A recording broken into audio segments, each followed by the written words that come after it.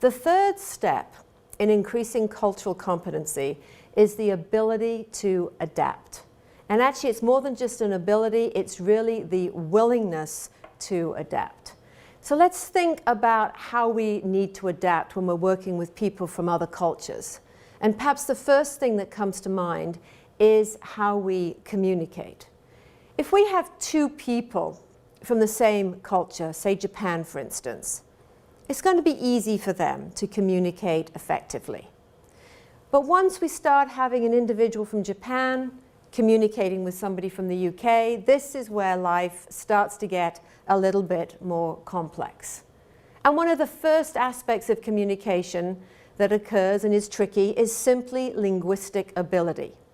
The expectation today in the global marketplace, working globally, is that everybody speaks fluent English.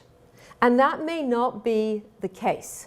What you find is that obviously the people that you're working with from Japan, from the Middle East, from Latin America, English is often their second language. So what we need to do is we need to think about how we can adapt to assure that the message that we're trying to send is being received by the audience that we are addressing. And there's a lot of things that we can do to help make sure that message comes across clearly. One of the first is what I am currently practicing right now, which is talking at about 80% of my normal speed.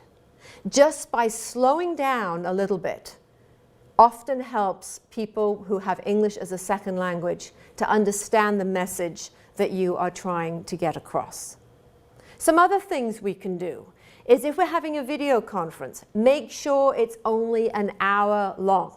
Just think about it. If you're trying to interpret, take in information in a different language, you get exhausted. So keep the video conferences short. You may want to use more graphics in your presentation.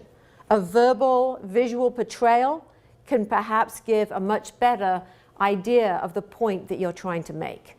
And then the one thing that I found when I first came over from England to the United States was in a lot of meetings, people used a lot of jargon and also a lot of sports terminology.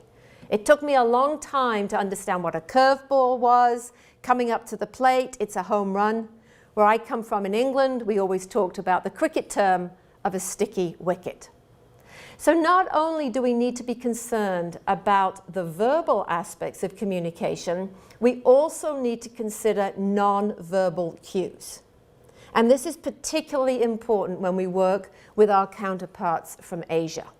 If I'm working with my Asian counterparts, first, I never have a teleconference, I always have a video conference, so I can see the non-verbal cues. And in Japan, for instance, it's very important to demonstrate to your audience active listening skills. So you need to be saying, hi, in order that they realize that you are taking an interest in them and that you are actively listening. Now let's talk about some other areas that we need to adapt in order to help work effectively and increase our cultural competence.